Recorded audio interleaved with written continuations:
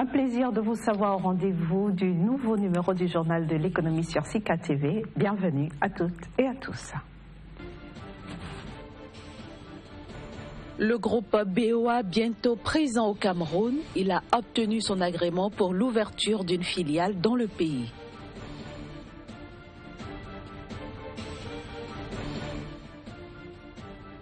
Le Ghana s'active pour éponger sa dette. Le pays a mobilisé 94,6 millions de dollars pour le fonds d'amortissement.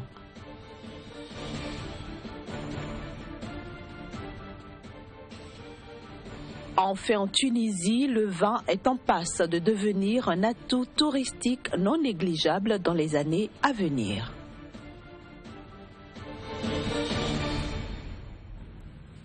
Je le disais à l'instant, la Bank of Africa peut enfin disposer d'une filiale au Cameroun. Elle a en effet obtenu le quitus de la Commission bancaire de l'Afrique centrale après 2 années d'attente. BOA Cameroun, dont la date d'ouverture n'a pas encore été communiquée, sera doté d'un capital initial de 10 milliards de francs CFA. 76% de ses actifs devraient être détenus par le groupe Bank of Africa. Il faut ajouter qu'avec cet agrément que vient d'obtenir BOA Cameroun, 3 grands groupes bancaires marocains s'affronteront désormais sur le marché camerounais, en tout cas au cours des mois à venir. Le Ghana a mobilisé 94,6 millions de dollars auprès d'investisseurs locaux dans le cadre d'un emprunt obligataire. L'argent ainsi mobilisé devrait servir au pays à alimenter son fonds d'amortissement en charge de la gestion de la dette du pays.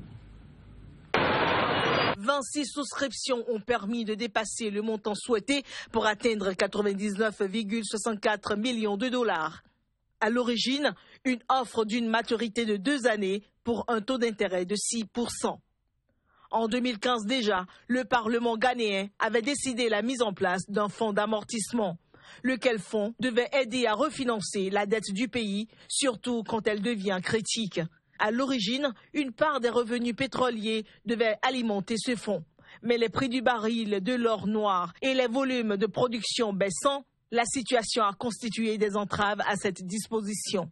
Le marché ghanéen a su profiter de sa crédibilité pour atteindre le montant escompté. Une marque de confiance du marché ghanéen des capitaux à l'endroit du gouvernement. Ils permettront de gérer plus sereinement la maturité de l'eurobond de 750 millions de dollars qui intervient en octobre 2017. Les autorités ghanéennes visent toutefois au-delà du court terme et espèrent voir le fonds servir d'instrument efficace contre la dette sur le moyen terme. L'économie ghanéenne fait face à des vents contraires qui ont porté un coup sévère à la valeur de sa monnaie et de ses finances publiques. Le pays est actuellement sous programme avec le Fonds monétaire international. Malgré les difficultés, le gouvernement du président John Dramani Mahama, candidat pour l'élection présidentielle de 2017, a décidé d'augmenter les revenus des fonctionnaires et le niveau des revenus versés aux producteurs de cacao. Par cette décision, le risque de plomber l'efficacité des mesures visant à redresser la barre macroéconomique et réduire l'endettement du pays est grand, selon les experts. Le vin tunisien pourrait-il booster le secteur touristique en Tunisie? En tout cas, le président de la Chambre syndicale des producteurs de boissons alcoolisées répond par l'affirmatif. Pour Mohamed Ben Tchek, eh bien, le vin est devenu aujourd'hui un atout touristique non négligeable pour la Tunisie. Dernier jour des vendanges au domaine Néferis en Tunisie. La culture du vin date de plus de 3000 ans dans le pays.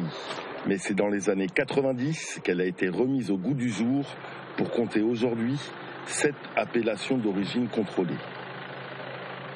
En Tunisie, on n'a pas de problème avec le soleil, donc on a une terre, un climat propice pour la vigne, très coloré et très riche en sucre. Donc ce qui nous permet d'avoir des vins à un bon degré alcoolique et à une maturation assez bonne. 32 millions de bouteilles sont produites chaque année en Tunisie.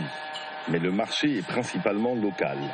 Le vin tunisien n'est pas connu à l'étranger, une communication sur laquelle travaillent aujourd'hui les producteurs. Avant, on ne présentait pas les mêmes vins pratiquement au marché à l'export que secteur touristique. Donc aujourd'hui, on est en train de travailler sur ça, de façon qu'on présente les mêmes vins qui sont destinés à l'exportation. Comme ça, le tourisme va contribuer aussi à faire connaître le vin tunisien. Le tourisme tunisien, principalement balnéaire, a beaucoup souffert de la révolution de 2011 et des récentes attaques terroristes. Aujourd'hui, les autorités cherchent à le réinventer. Et pourquoi pas faire de la viticulture une nouvelle attraction touristique ? Ce nouveau produit qu'on est en train de mettre, j'espère, à partir de 2017 à la disposition des tour opérateurs du tourisme tunisien et étranger, c'est l'itinéraire culturel. Un itinéraire culturel, c'est une alternative au tourisme classique. L'itinéraire culturel qui est une espèce de route des vins de Tunisie. La viticulture en Tunisie représente aujourd'hui un marché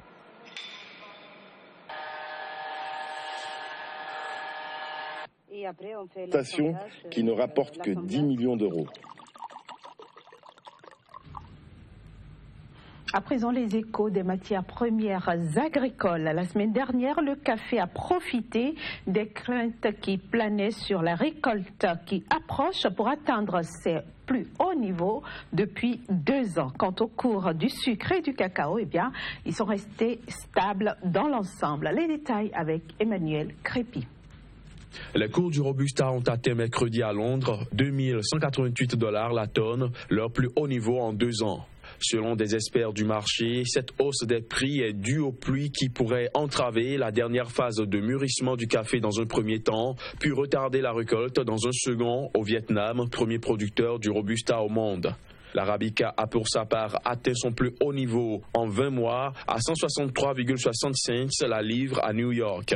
Cette hausse, selon des experts, peut être entre autres liée au fait que le réal brésilien s'est légèrement repris face au dollar en fin de semaine, ce qui a poussé les vendeurs brésiliens à attendre pour vendre leur récolte.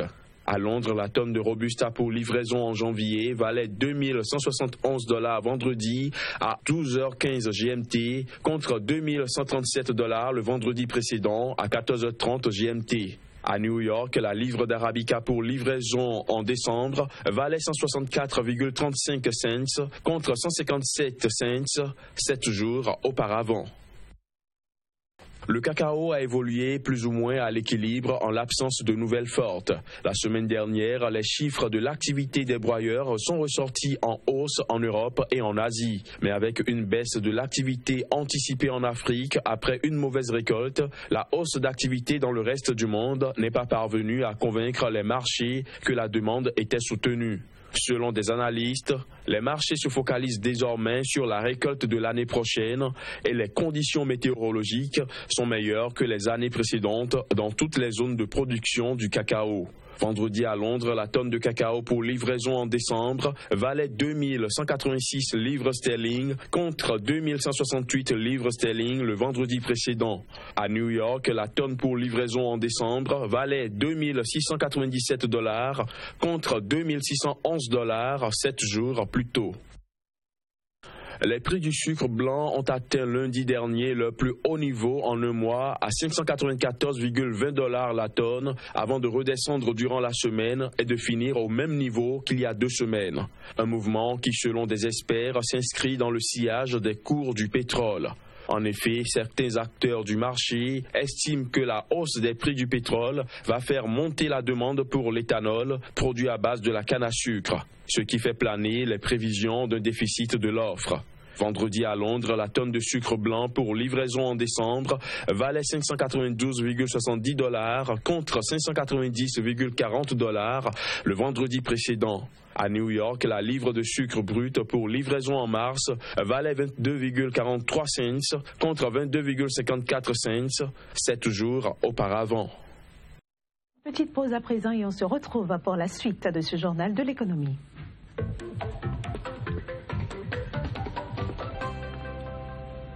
Nous accueillons notre chroniqueur Casimir Pédior. Bonjour Casimir, bienvenue. Bonjour Inès.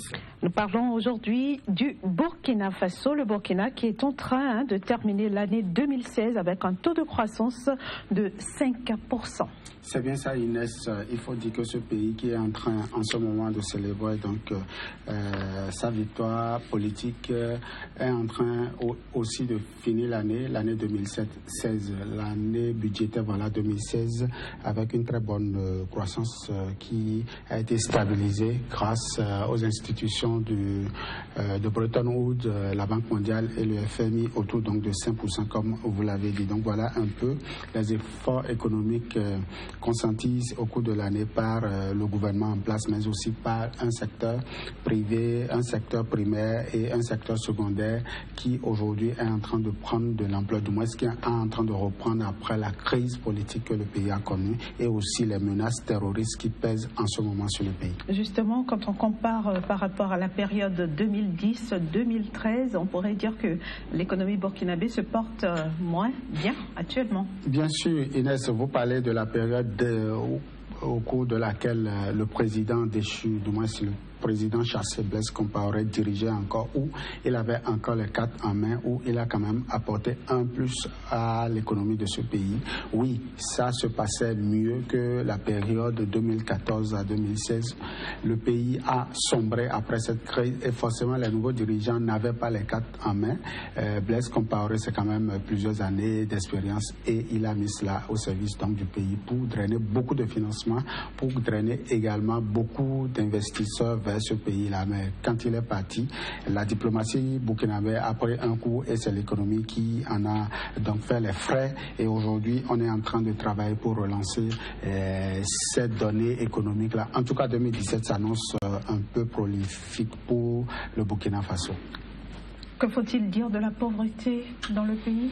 Alors, il faut dire que la pauvreté a reculé. Donc, le Burkina Faso est passé de 40,7% de taux de pauvreté en 2009 à 40,1% en 2014, ce qui prouve ici que le pays est en train de travailler quand même, malgré tout ce qui se passe, contrairement donc au Bénin qui est passé de 35,6% en 2009 à 41,8% en 2014. Donc, vous comprenez forcément que les choses ne sont pas les mêmes, même si les deux pays n'ont pas les mêmes données économiques et politiques. Ici, le Burkina Faso est en train de travailler. Lorsque vous posez la question aux Burkinabés, vous diront que rien ne va, tout ne va dans ce pays parce que les questions politiques sont en train de hanter, mais de toutes les façons, le Burkinabé est en train de travailler aujourd'hui son agriculture pour pouvoir réduire considérablement les importations dans ce pays. Merci beaucoup, Casimir Pédio. Le prochain rendez-vous avec vous sur le journal de l'économie, c'est mercredi prochain. Toujours avec le même plaisir. À vous, chers amis téléspectateurs, je dis merci de nous avoir reçus chez vous. Retrouvez demain mon collègue Emmanuel Crépy sur ce plateau pour un autre numéro du Journal de l'économie.